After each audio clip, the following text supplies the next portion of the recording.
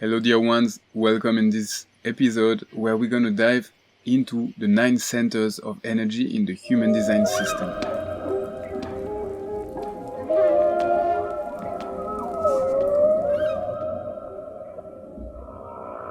It's not meant to be a deep dive, it's more of a general overview, but still, you will see it's already a lot of information and definitely it will help you to have a clearer sense of what's happening in your chart, as well as in the chart of the people you love. So, let's start. The 9 centers, it's an evolution of the 7 chakra system. So if you're familiar with the 7 chakra system, it is actually the science of the energy of our ancestors. And the human body evolved since then, and this is why now the human design system describes a more complex, evolved human being, the 9 center being. Regardless of what is colored or white in your chart, you have 9 centers. So this is something really important to understand about every human being. We have 9 centers of energy, and all the 9 centers are processing information and energy at every moment. Then, of course, it works in a different way when it's colored. We say also defined, or when it's open, white, or undefined. A center that is colored has a fixed way of processing energy and information. It doesn't mean that the feeling or the sensing that happens there in this center is something fixed. Of course, it will evolve, it will let's talk, for example, about the emotional center. Emotions are always moving. So if you have it defined, it doesn't mean that your emotions are fixed. But the way this center is processing information and energy is fixed. So a defined center in general, a colored center in your chart, has a reliable way of processing information, and it's something that you're going to be able to count on every day to make choices that are yours and to guide yourself and navigate this plane of existence. A center that is open will not have a reliable, fixed way of functioning. It's going to have a fluid way of functioning. That is to say, many modalities, many different aspects of this center are going to be activated for a time and then change. Regarding the encounters, so people you meet literally will affect the way your open centers are working. And when I sit next to my sister, her energy is informing my field and is affecting the way my open centers are functioning. And then I meet someone else, and those open centers are gonna adapt and change in the space when I'm with other people. Same when I'm in my own field alone, they're gonna work in a different way. So altogether, an open center will have this ability to taste many different flavors, to receive, this is why we call them open, those white centers. They receive information and energy from the space around us and from people, and also from transits. So planetary transits are the movement of the planets in the sky. In the moment where we are speaking, the moon is somewhere in the sky activating a gate, and if it happens that this gate is inside of an open center, it will make its way to you and you will feel this energy. And if Mercury or Venus is inside of a gate that is in an open center, or that is opposite to a colored gate in your chart, on the other side of the channel, it will also find its way. It will also affect you. So we are literally antennas. Our geometry will catch those energies coming from the sky, and this is why we feel so different in every moment, and that there is no 2 days in a row that feels the same. We are in a living universe, and we are crystals filtering those energies and expressing them. Let's dive into the 9 centers. So before starting, let's talk about the not self. The not self, let's define it because we speak a lot about it in the human design system, and the not self is simply what we are not. And that often we are trying to be.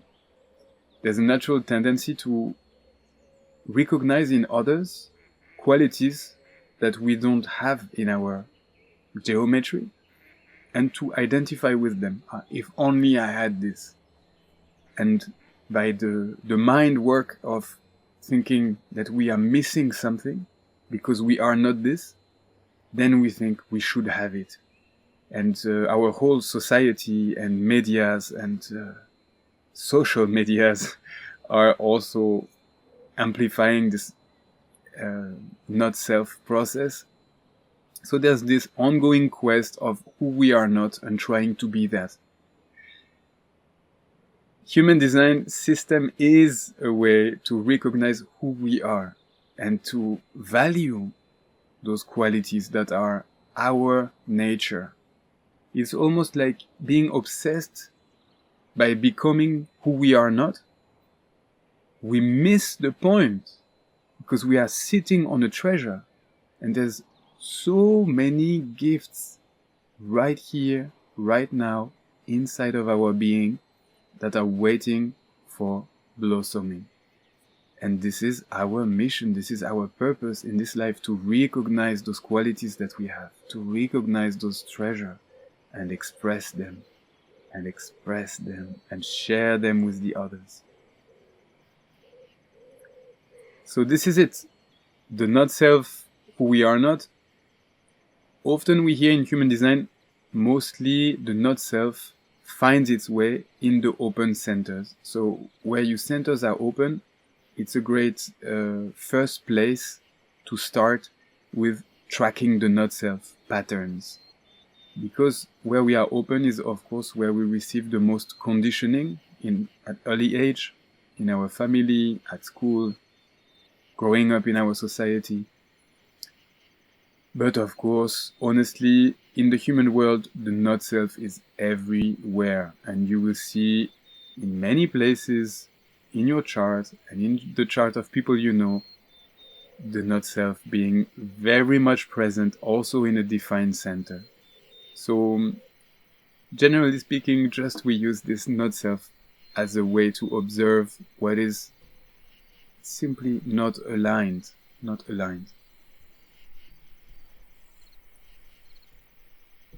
The centers, each center is unique. Each center has a very unique way of functioning and a set of functions in the physical body, in the energy body, and in the mind. This being said, there are some groups of common centers. For example, 4 motors. The motors, as the name says, they carry energy for doing, for moving, for taking us somewhere, for achieving things. So those 4 motors, look at them where they are in the chart. Remember that they are motors, and when you see them defined in the human design chart, you can know immediately, this being has some kind of energy for doing. The body I'm looking at likes and need this physical activity to get things done and transform this energy.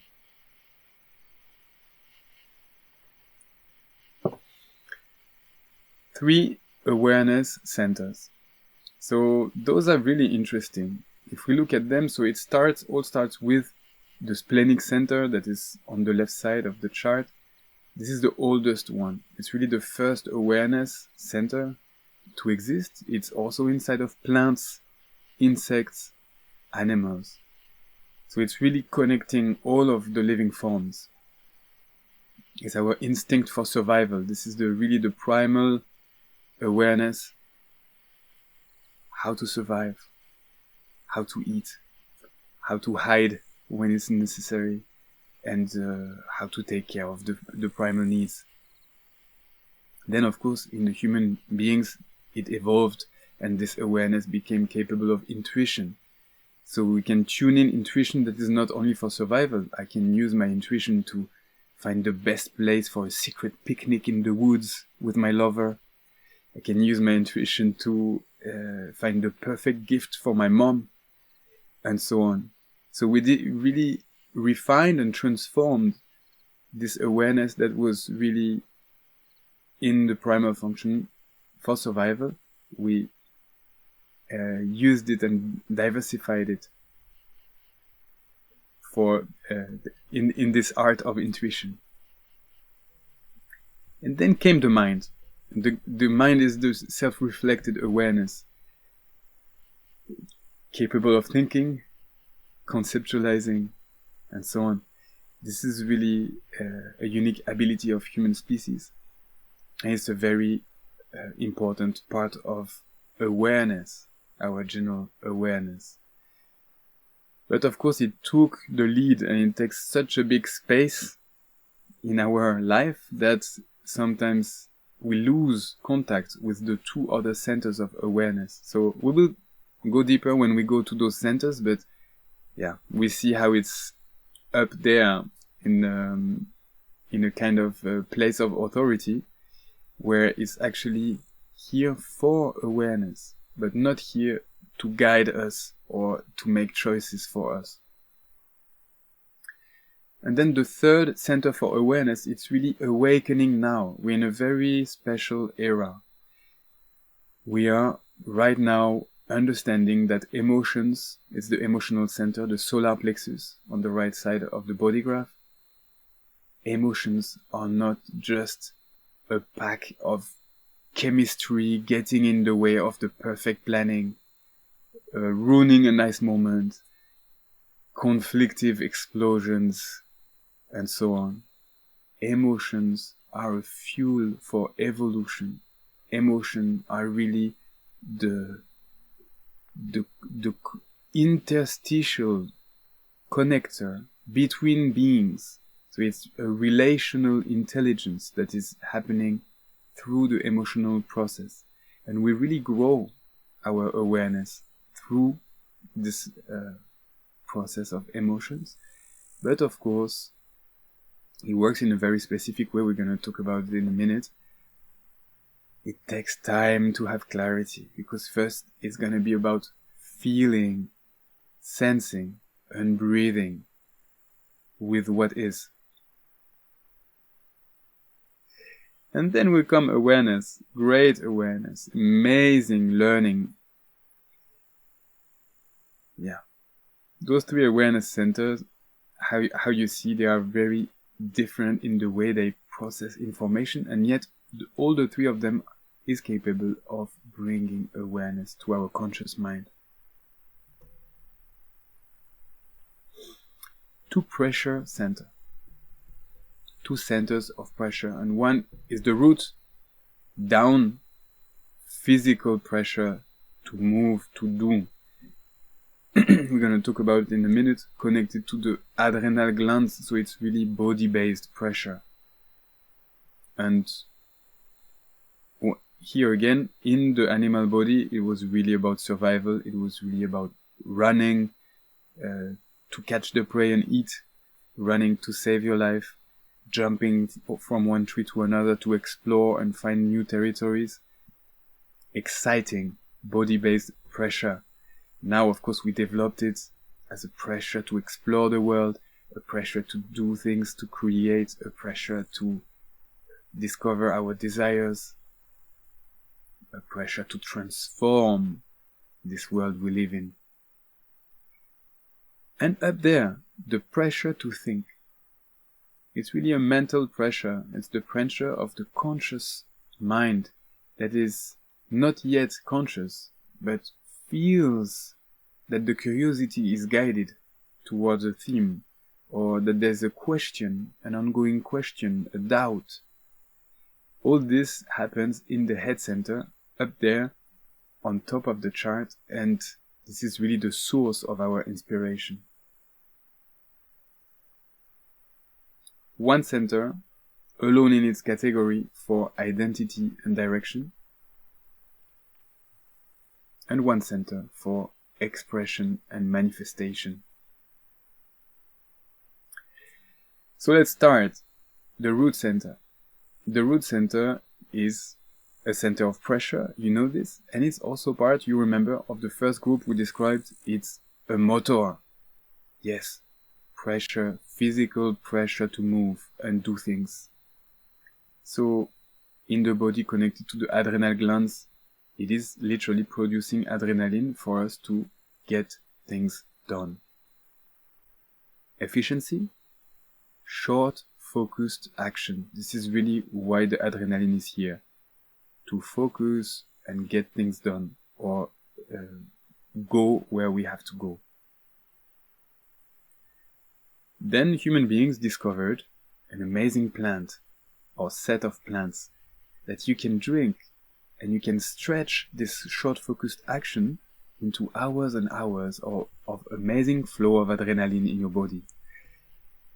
You know it, I named coffee, tea, and mate. So we literally developed a whole society and a way of living around those beverages. And of course, it has a real strong, immense impact on health. So it is a good idea, yes, to control the amount of coffee we drink. It is a great idea to reduce or play with this. I love coffee, I'm a coffee lover, I love tea, I love mate. So, but to really be aware of how much we add pressure onto our system, first of all on our physical system, and then not only on our physicality, but also on our whole world. All my perceptions are gonna be under pressure. The way I speak, the way I think is 100% affected by the pressure that is inside my body. It is proved that the adrenaline is a psychoactive. It's gonna alter the way I'm thinking, the way I'm observing the world, the way I'm perceiving what other people say, or what is circulating in the space around me. Root center. When it's defined in the chart, yes, this person has a great ability to do things at the last minute, and still, under pressure, be able to focus and get things done, hopefully on time. Amazing. Now, some people have this center open. Open root center. Any open center is going to receive energies and information from the space and potentially amplify it. Yeah, it's very natural for open center to feel double what is in the space, in those frequencies. So open root center is going to feel the pressure received from others, potentially double or triple. So when you have a defined root center and you work in groups, be aware of how you share the pressure. We're late. Let's get this done. We have to finish this for tomorrow. Go. The way you speak in the space when you have a defined root is really impacting others. And be aware that there is people around you, half of the population actually, that have this center open and they are really sensitive to pressure. And if you add unnecessary pressure, they will actually have a tendency to lose focus and the ability to focus and get things done on time, which they would have this ability if simply you would use different words or different tones in your voice and would not add unnecessary pressure. So this is a great guidance for open root center. If you have an open root center, and so of course you would thrive working at your own pace, being self-employed or making your own calendar, organizing your own deadlines, to not make crazy schedules with unnecessary pressure.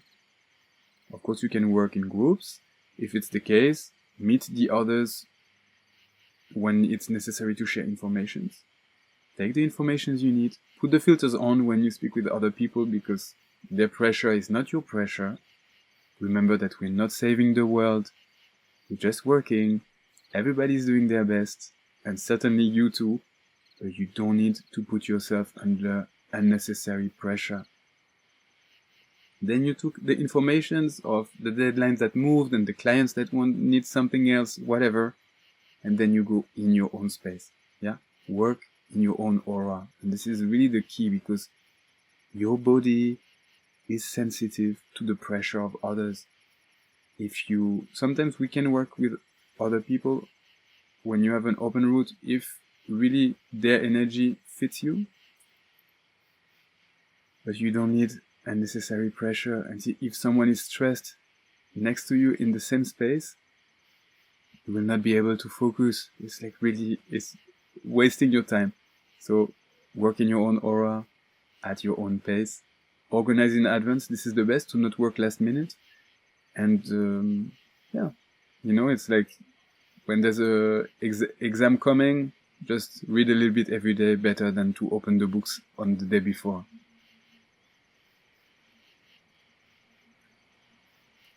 The sacral center is vital, sexual, creative energy coming from this motor. It's a motor, and it's really here for sustained action.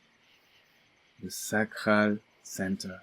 So when it's defined in a chart, you are looking at a generator or manifesting generator, which are the two types of generator. It's an incredible center capable of creating, doing, speaking, and it's when it's producing, when it's defined in a chart, this person will produce more vital energy than they need for their own life. So literally they will spread this energy through their aura in the space around them. Life chose those beings to be fountains of vital energy. Isn't that amazing? So you see, all those little fountains of vital energy are here in the world to distribute this vital force, vital, creative, sexual energy, to do things, to transform it, to nourish groups or connections or spaces. Because even if you're alone in your garden, as a generator, you are nourishing the space around you. This is really important to recognize this. First, when you see this, you realize there is a responsibility that comes with it. If you are an agent of life to distribute vital energy, you have to be in the right place at the right time. This is your mission. How to do this? Well, it's really built in the sacral. The sacral has a yes-no mechanism. It's a motor, so there's like this pull.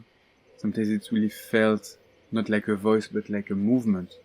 It's attracting. Yes, I want to go there today. I want to do this now. Yes, I'm available for this.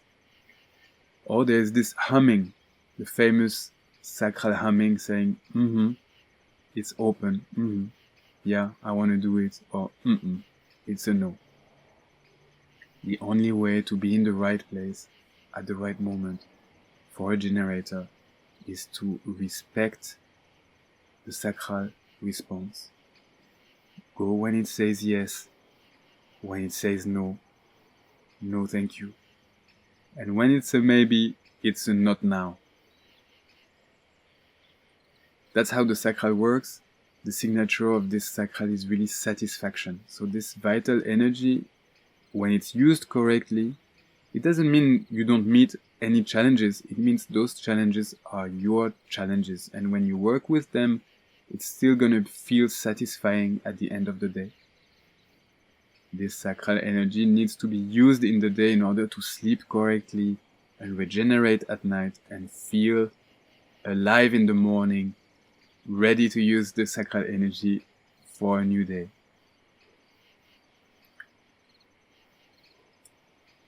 open sacral beings. The open sacral center is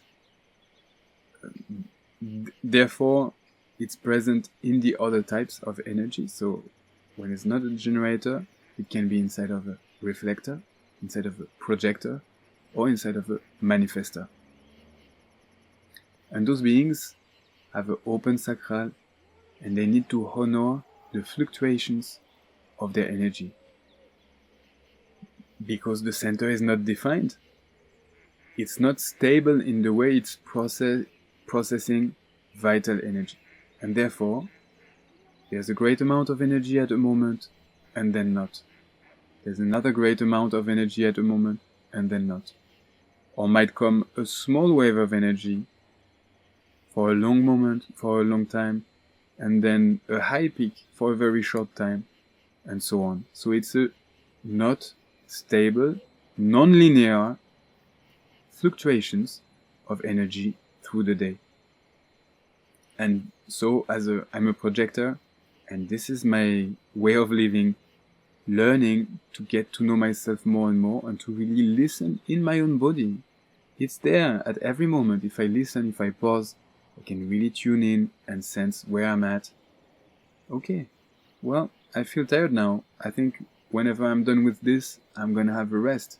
Or sometimes it's like, I feel tired now. I'm not done with this. Let's make a pause then. I will finish this later. And to really rest also during the day, whenever it's possible. To sit down, for the people working a lot standing, sit down. Lay down when possible. Have a rest means also pull out of the groups. For everybody working or spending lots of time with other people. Spend some time alone, also in the day. If you can have 5 minutes alone, 10 minutes, do it. And sleep alone. So it's here, it's actually for all types of energy in the human design system. Experiment with sleeping alone. And for people in a couple life or that have only one bedroom, it can be a challenge. It's also not in our habits right now in our society, if you have a lover, a regular lover, and you live under the same roof, you will sleep together. It's so romantic. Yes, but you will recharge your energy better when you sleep alone.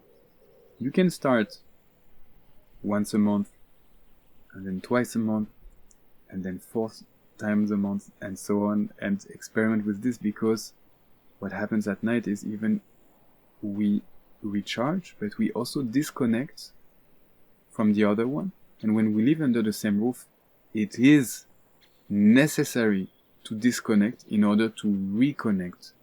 And this is really better for the dynamic of any relationship, to sleep separately once in a while, to be able to reconnect more deeply. So experiment with that, but it's a vital requirement for open sacral beings. The solar plexus center. Solar plexus, also called emotional center. It is also a motor, very powerful center, amazing, impactful, magnetic center of emotions, feelings, and moods. Yes, it is unpredictable. It works in waves. Waves go up and down, and up and down. Sometimes several times in a day. Sometimes for several days we can be in a up.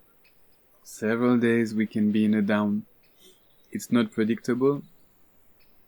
We have a tendency in our culture to search the causes and to always explain our emotions by scanning our life and find causes that justify how we feel right now, and to track all this and to build coherent, rational storytelling to explain how we feel, where the truth is, most of our emotional life, and it's certainly the case of emotional beings with a defined solar plexus, most of our emotional life is chemical and part of our transformational process. It's part of our growth, and it's so complex and so rich that to enclose it in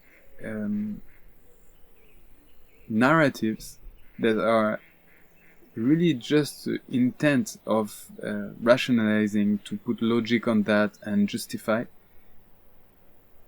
do more harm than really learning. The process is to learn to embrace and accept the movements of our emotions. It's not easy,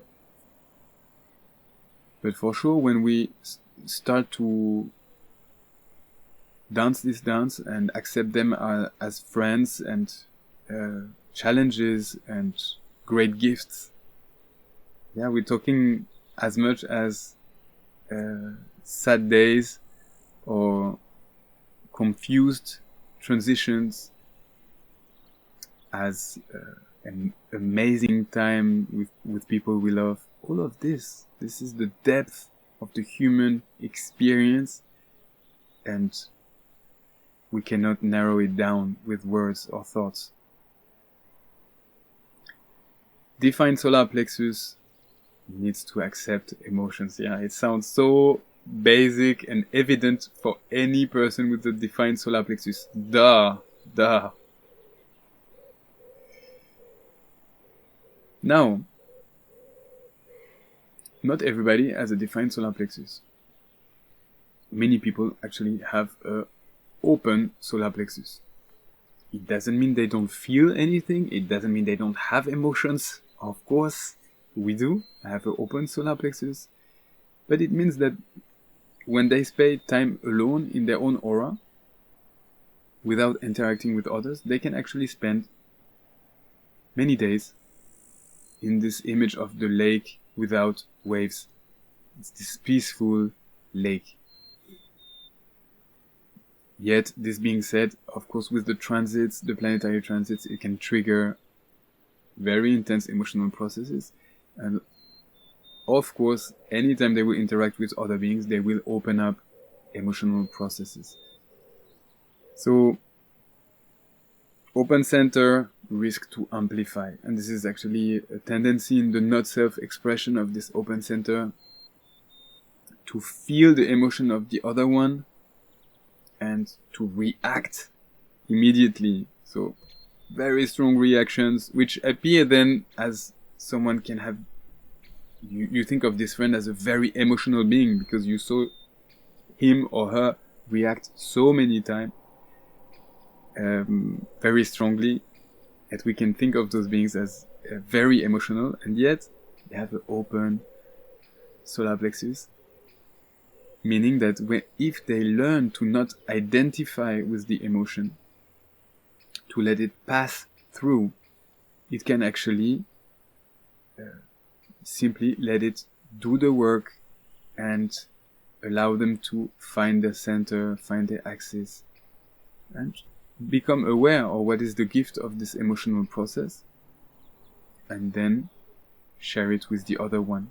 When it's a shared process, it's really, so this is valid for both defined or undefined solar plexus. First phase, whatever is triggered, first phase is going to be about sensing. So we need to be with the emotion, to breathe with it, whatever is there, to breathe with it. And of course we can name the emotion, I feel this, but don't enter the explaining, don't enter the blaming, the search for who did what wrong, and you should not say this like that, and do, because it's really a blah blah that we put words in a moment where it's just the beginning of the wave. It's just the beginning. So first, go in your own space, detach whatever is happening in this moment, separate. Thank you. Wow, I feel something strong. I'm going to take a moment for myself. Open this door, change the room. Breathe with what you feel. Be with this, because it's really profound, and many times in those processes, it's connecting us to deeper wounds, older wounds. So let's get in touch with what's really happening. And when we breathe this, we can really get in touch with what's healing, or what potentially can heal in this situation. And the awareness starts to unfold very slowly. This solar plexus, to get clarity, needs to sleep on it. There's a lot happening during sleep, much more than we realize, and therefore it's a good idea to sleep on it before speaking about it. When we have clarity, we can meet the other person and we give the gift of the half of the equation, what we understood, what we realized of what happened. And we can explain what we've been through and what we discovered, and then receive from the other one the other half. And together we create this pearl of wisdom that really, wow, yes indeed, an awareness center, emotional intelligence. So the challenge, the path for the open solar plexus is to learn to speak your truth. Speak your truth.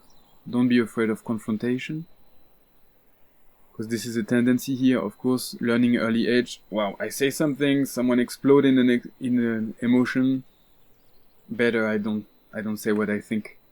I'm gonna round the corners and be nice and say nothing, and everything is gonna be fine.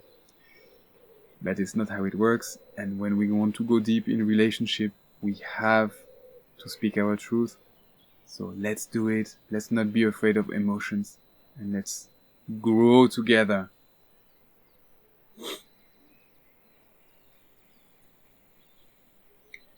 The spleen center. The spleen center is splenic center, we call it as well, is the other awareness center, instinct, intuition, and the immune system. This center is, as I was saying in the introduction, a very old center of awareness. It's really profound. We can see that it has been crafted through generations and generations of our ancestors, refining its ability to speak to us. So the voice of the spleen, that is a very tiny voice. It takes a lot of work to decondition or to train our mind to be silent enough to pay attention to the signals. It's not always a voice. It can be a sense of intuition. It can be a feeling of the instinct, where it's taking me right now. I have to move my body. I should sit there. I should look at the right, and suddenly there's a car I didn't see or hear. All of those signal and messages, and can be sometimes voices, clear voices, telling us, take this book on the shelf, open the book now, speak to that person, and so on. It's a mystery. It's a mystery, the profoundness of this modality. It's inside of our body, defined or undefined. We all have an instinct, and this instinct can talk to us in images, in words, in sensations. But we need to relearn how to be in touch with this. And really, it is a gift from our ancestors. It's been generations and generations that it's worked and refined to arrive to these incredible abilities that we have today, when we get to know how to use them and to remember. Defined in your chart, it tells us that you are plugged into your instinct, and it has a stable way of speaking to you. So you might feel adaptable, able to improvise. Maybe you know this modality, so it speaks to you with a voice, or it speaks to you in images, or you can use your nose, you have flair for good opportunities, and so on. You have this stable access to your survival instinct as well, so how to take care of the needs, protect yourself and the people around you in case of danger, and inform the others when you have access to, no, I think my intuition is telling me something else. So in the now, this center really works in the now. You cannot think too far ahead in the future, and cannot remember so much of the messages of the intuition that happened in the past. This being said, it is possible to make the spleen repeat itself. So let's say you met someone for the first time, but it was a lot happening, and this person goes, and later in the day you're trying to remember what your instinct told you about this encounter. It is possible to close your eyes and go back in the memory of that moment, and to recognize the messages or the feeling that were there in this moment. So it's like a replay of something that is recorded in your memory. But of course, it's not a perfect science, so it doesn't work always. But in some cases, it's really possible to reconnect with a past instinct in order to be able to acknowledge it.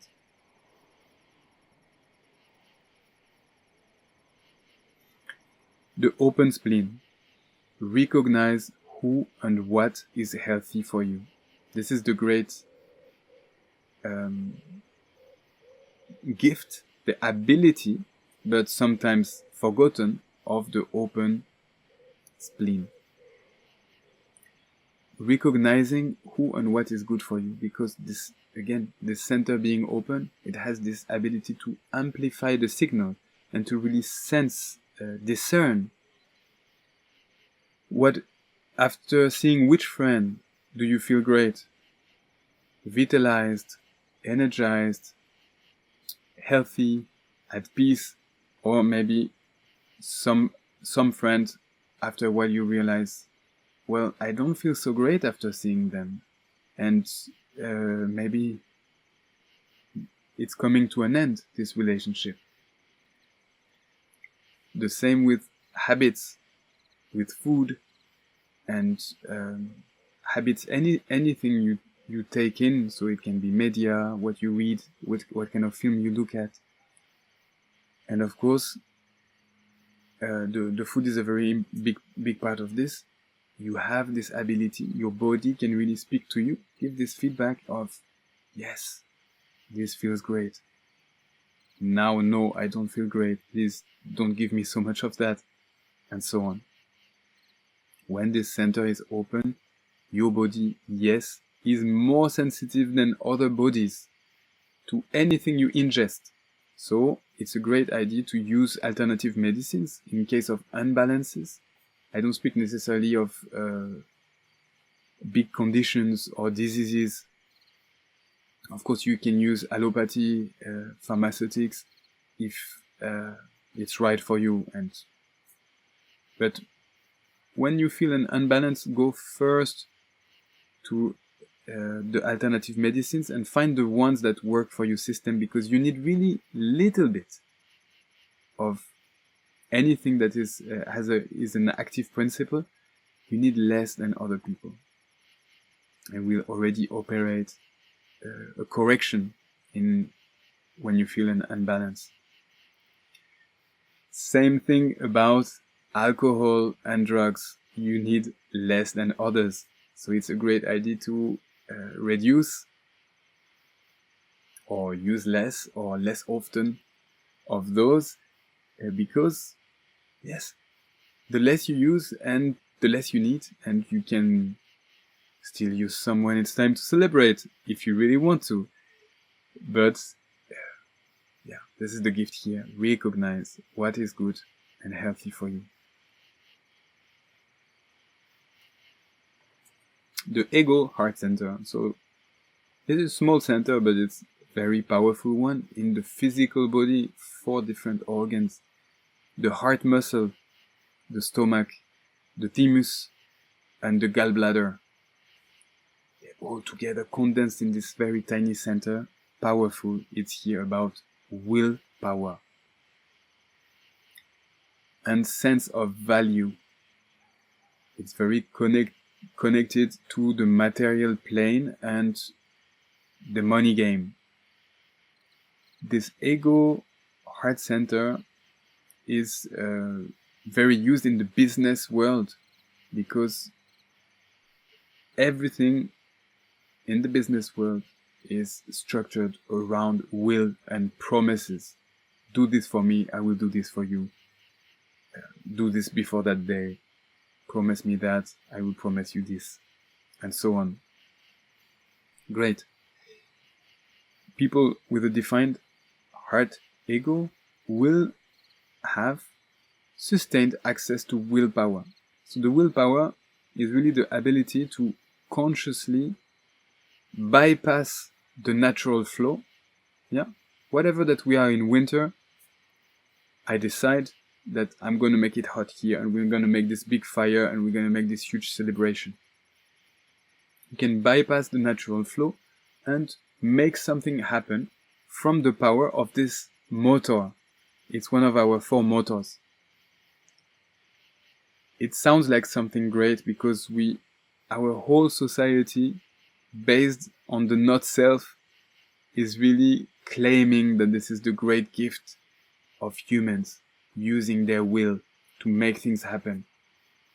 But if you really look at it, you realize that there's a lot of imbalance in this planet right now that is exactly because of that. We're using our will all the time to bypass the natural flow of energy. And this is not healthy for the global organism. It's not healthy for ourselves because we cut ourselves from the listening, the interconnectedness of this organism, where we can have a natural feedback that, it's winter, it's time to rest, it's time to go inward. We're going to celebrate when spring arrives, and things like this. When it's defined, those people are going to have the willpower to make a promise and stick to it. And it's usually also something that feels really important for them, to go to the end of what they say and promise.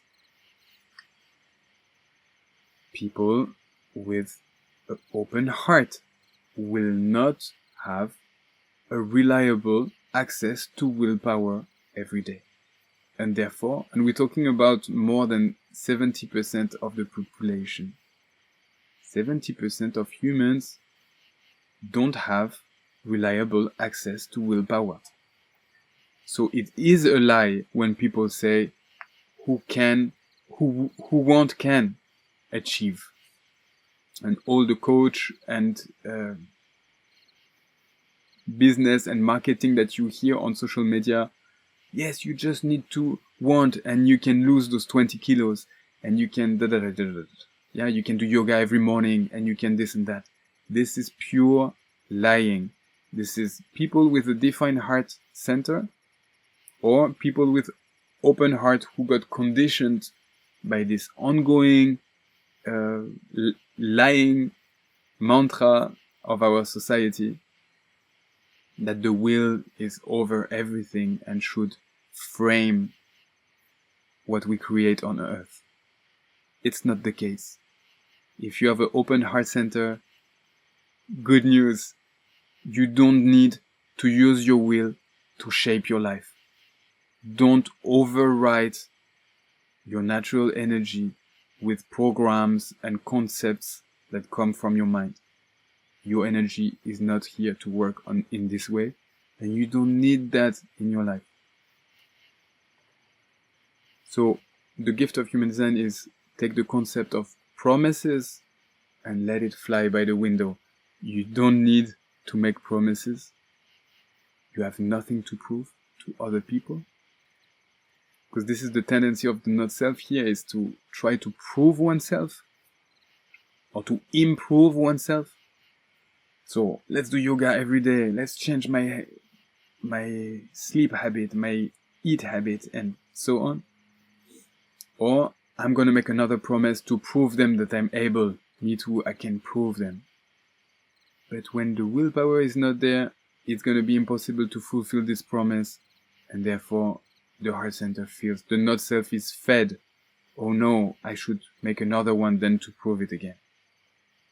It's an ongoing game that goes nowhere and serves no purpose. You have nothing to prove. You know your value. Your value is your being. By being yourself, you share your value with the world. When you're not available, you're not available. When you're available, you're available. This is your value, your honesty, your authenticity, and this is more than enough. It's you. So don't make promises, and of course in human design we dissociate promises and engagement. You can engage, certainly, from your inner authority, following the strategy of your type. You engage in the present moment, connected to the energies of the now. If it's a yes, if you commit, you feel your energy is going, you're literally going in the river, the natural flow of energy, and you will go to the end of it. No need for willpower there. You're using your energy and how you are going with the natural flow of energy for you in your life. And you make yoga every day on that week, if it's good for you. There's no need to conceptualize and drive and frame your life through the use of your willpower. That's the open ego heart. It's a big one because literally it's one of the largest agent of conditioning in our society. The G center. Identity, direction, and sense of love.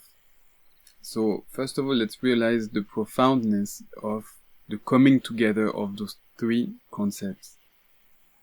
Identity, who I am. Direction, where I'm going. And sense of love, what I love and who I love. It's the same center, the G center. Who I am, where I'm going towards who I am, and I'm going towards what I love. And the more I go towards what I love, and the more I discover who I am, and the more I discover people I love, and I go with them, and I discover more than what I love, and then I share more of this, and I discover more about myself. And this is the ongoing, purposeful way of the G center in all beings. So, when it's defined in a chart, it means that this being has a fixed sense of identity and direction. Of course, they will change direction in life. There will be moments, turns for everyone. But they have a core stability in their sense of who they are. It's not always conscious. It's not always something that they can claim or clearly describe. But nonetheless, there is a stability there. And therefore, they are, through life, refining this being, this identity. I am this. I am me. And they can share this stability, and they can also have information of direction for other people, literally guiding them, because they have this clearer and reliable stability through the G center.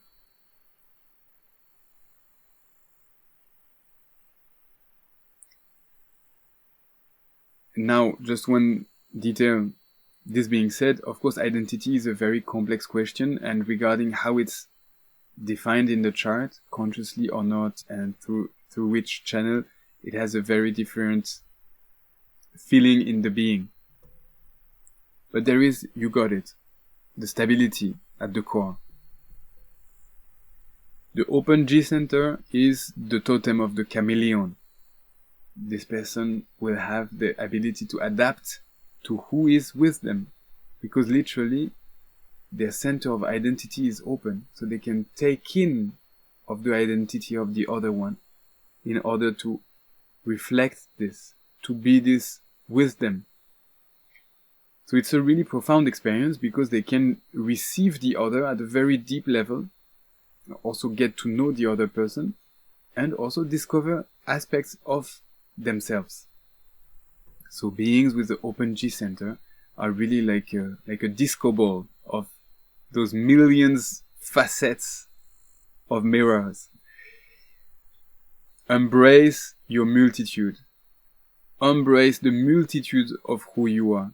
When you have an open G center, you need to express this that is inside of you. It doesn't fit in a box. And there's some days where you're going to feel very different than a few days before. And it can be challenging for your friends or the people who live with you, or not even challenging, but simply disturbing or unexpected. And it is fine. Love yourself. Love this richness of who you are and this changing of what you love. You work in spirals. So if something new is interesting you, see what is there in this new curiosity. Recognize which part of you is ignited by this encounter and share this with the world. You can be all of those faces of you, and your identity is even not the sum of those parts. It's something greater than this that you are in touch with, but certainly it takes a while in life to realize, okay, nothing is missing. It's not because I have a changing sense of who I am that I don't know who I am. It's a mystery, and I can be all of this what I love. Many people with an open G center will also adopt traits that they love from other people. Ah, yeah, me too, I can have a piercing. Ah, yeah, me too, I can have blue hair. And why not a flower in my hair right now? And so on. So they can change a lot in their style. And why not? But they can also decide to have like a black time and to stick with this and be really clear and at ease. And why not? So you got it. The key for the G center is really to be at play with this sense of identity and to relax into not having fixity there, because you are not here to have fixity there.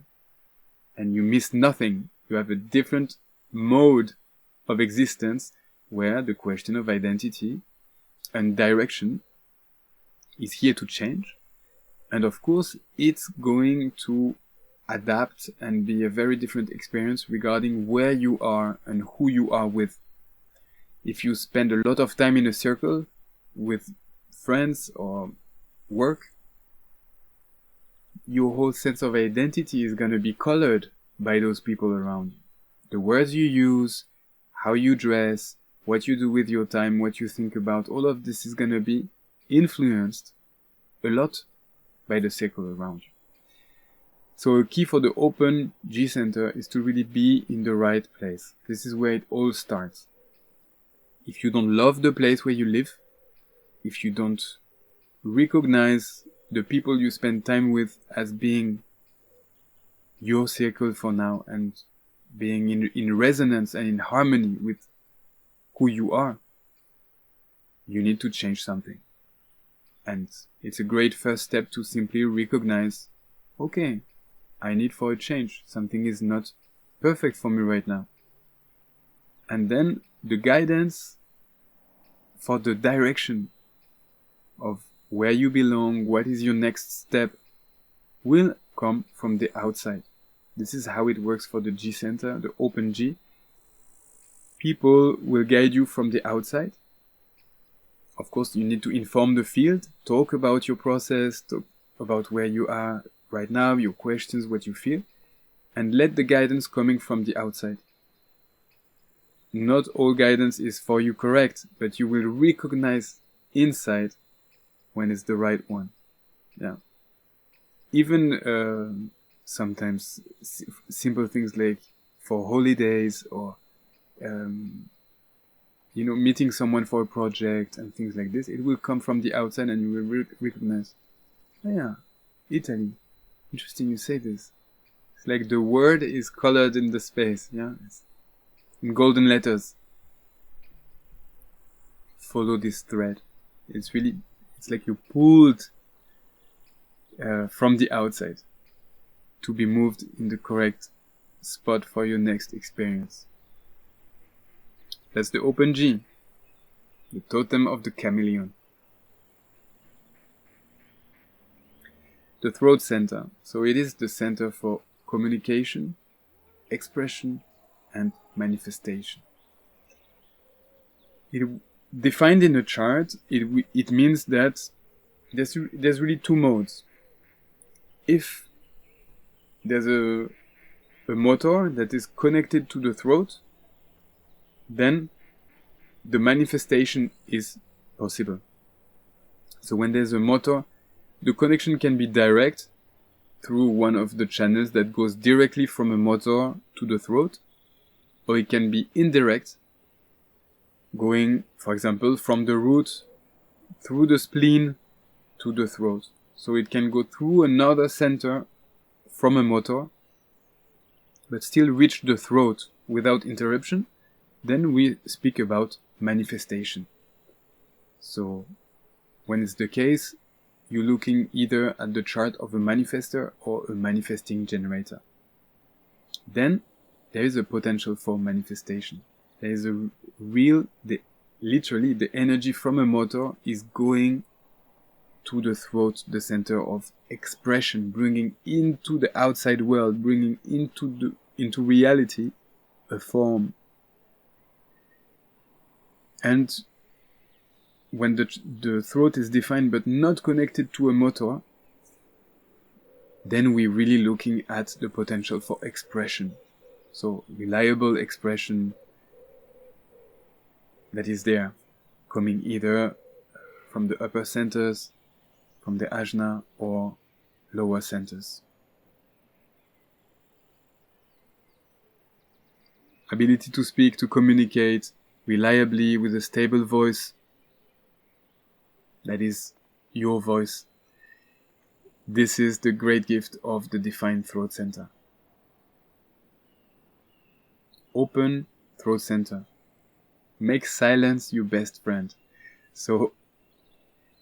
And share your voices. We're gonna see it's as important, of course, one as the other, but a tendency of the not self, of the open throat, is gonna be to talk too much or not at the right time. I have an open throat. I love speaking. Here I am. But I definitely, it was a long path, and I'm still on it, to listen, to really listen, and wait for the right timing to speak. This is the open throat. Often the open throat is going to be busy thinking of how can I participate to this discussion? What is going to be the thing I'm going to drop in, and I'm going to say something now, or I'm going to rephrase that. And it's like this open throat feels the pressure to speak. Or when you meet someone for the first time, or someone you don't know well, and you are just the two of you in one space, the open throat will feel the pressure. Can even be the pressure of the other one that is embarrassed by the silence. We're going to feel amplified in this throat. So, let's ask a question, or let's talk about something. But once you observe this and you become aware of these patterns, you can really deprogram this to make silence your best friend. And then you discover the treasure of waiting a few more seconds. Take a deeper breath. Let arise the real topics that needs to be addressed. Or simply wait when you're in a bigger group, that the light is on you. Someone is passing you the mic, and now is your time to speak. And of course, then you're not going to say a half-truth or an idea that you don't even really know yet. You're going to speak because it's your time to speak, and it's going to be clear, it's going to be heard. A common experience of the open throat is to speak and people don't hear. The timing is off. What? Or they pretend to not hear because it's somehow off in the moment.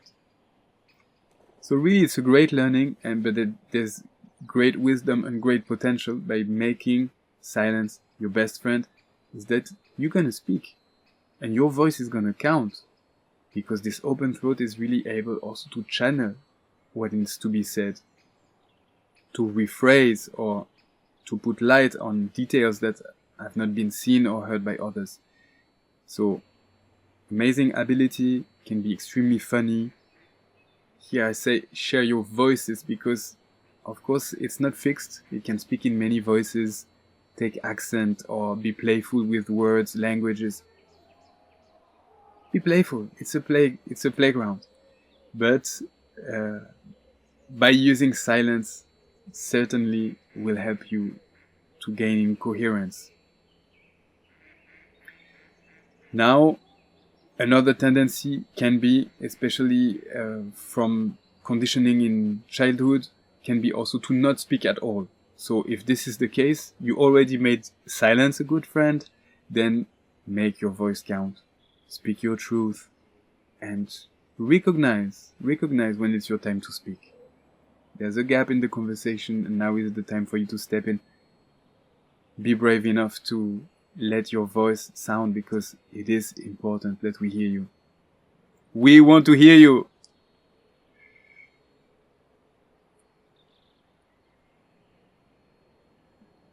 The Ajna Center. Finally, the mind. I wanted to speak about ideas and thoughts. Here it comes. The Ajna Center. Thinking, conceptualizing, understanding, organizing, memorizing. Yay, mind stuff. We love it. It's literally driving our life. It's not here for that. It is a great tool of learning and discoveries, playing with thoughts, organizing thoughts, philosophy, literature, and so on.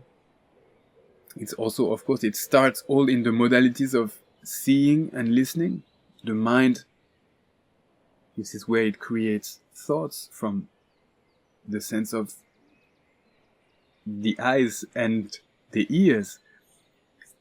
But really, it is meant for this, as an observer, to form and transform consciousness. Unfortunately, we developed a whole culture, it's been a while now that we work on it, a whole culture of choices in life, driving our life from the mind, from concepts, from morals, from guidance stories, from strategies. How many strategies did we build or are we still building for ourselves? Of course we copy others, but still it's a choice. It's our power, it's our own responsibility. Why do we drive our life from our mind? This is not how it works. Our energy field is constantly at every moment connected to the whole, to the complete organism of this planet, to the whole matrix of life. We can sense through our body, we can sense the potentials. We can really literally drive the best way to our fulfillment, the fulfillment of our purpose, to the manifestation, realization of our desires and visions. All of this is possible once we start following our strategy and our inner authority. That is to say, really the place of our choice, the choice that is mine, not the choice that my head says this is going to allow me to do this or to obtain that and so on. So, Ajna Center, amazing place for concepts, ideas and play with the mind. Amazing place also to help others, because this is really, the mind is a great tool for helping and co-creating, but not the place to make your decisions.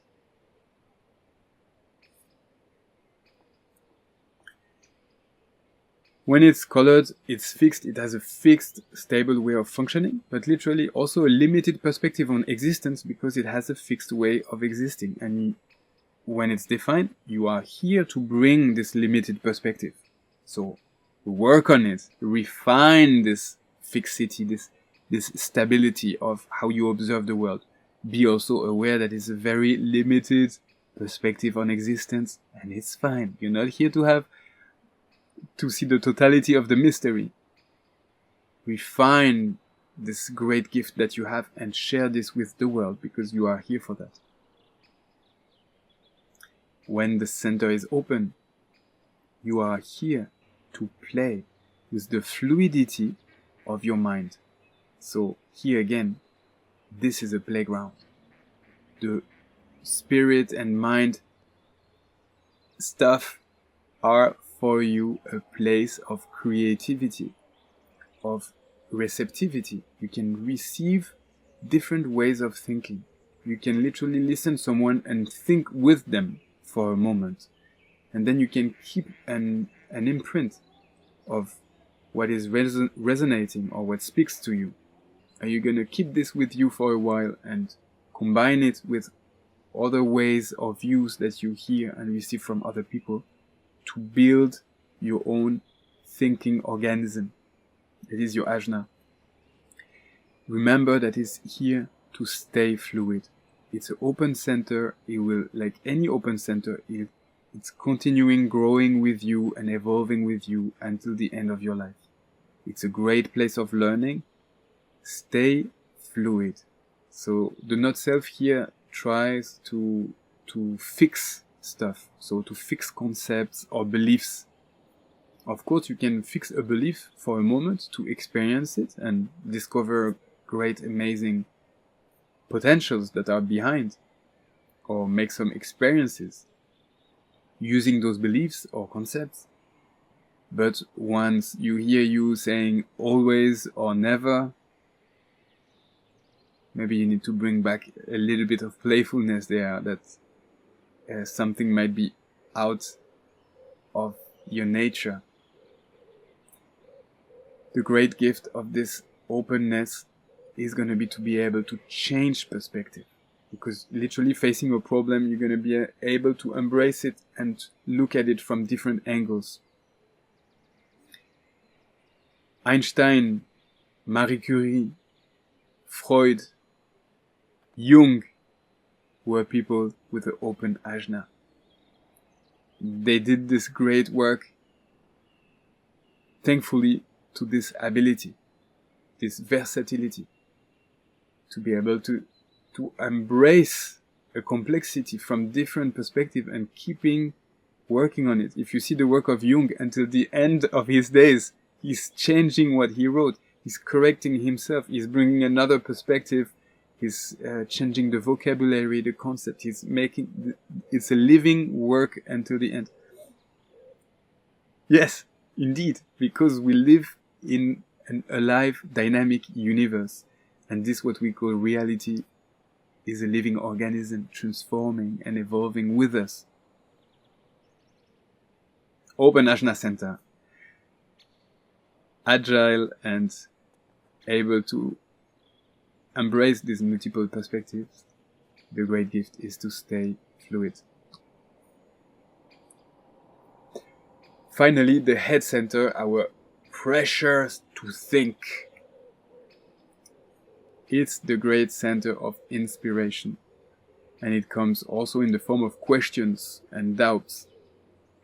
So defined head center is going to be able to tune into inner inspiration and be a source of inspiration to others. If you have a defined head center, share what you think about with others, because you are a source of inspirations for others. Also recognize those themes that inhabit you and occupy your thoughts. Discern and choose the ones that are really of value and work with that and speak about it or express them in whatever form that is part of you. You are here for that. When this center is open, choose your sources of inspiration. It's literally a place of nourishment for you, and you receive your inspiration from the outside world. So you receive your inspiration from what you read, what you listen, what you look at, the medias, and the people you speak with. So, open head center, if you look at a film and you don't like or resonate with the story or what it's presenting, cut it. If you listen to a podcast and you don't like the voice or what they talk about, cut it. If you're seeing a friend again and again and how they speak to you or what you receive from this interaction is not nourishing you, limit this. It's really important to filter the way you nourish yourself because you take that in. So once you find a podcast that you rely on, you really resonate with this voice and what they're talking about, nourish yourself there. Dig deeper, in this series of books of this author where you really feel connected to something inspiring that is nourishing your world. Because you will receive through this open head center and you will literally be occupied your thought world, but then also your whole life, because you will transform those topics of inspiration. You will transform them through your whole system and it's gonna show up in your life, in your world. Yes, so choose carefully the sources of inspiration and observe also if you are occupied by doubts or fears, unnecessary fears or worries. Go back to the body. Because it's an open center, you can catch things from the outside, from our culture that is not for you, that you don't need to go in a loop. So when this is happening, go back to your breath, go back to the body, and clear your thoughts. This is the great gift of the Open Head Center. And dear friends, this takes us to the end of this presentation. I hope you enjoyed it. So it's already a lot of information, but of course it's also just the top layer of all this incredible knowledge about the centers. If you want to know more, there's a course that I give where we go really deep into the centers, strategy, authorities, and more of that. Stay tuned for more. Please subscribe or follow, put likes and thumbs up. It really helps the channel being alive and me creating more videos. Thank you, friends, and see you soon.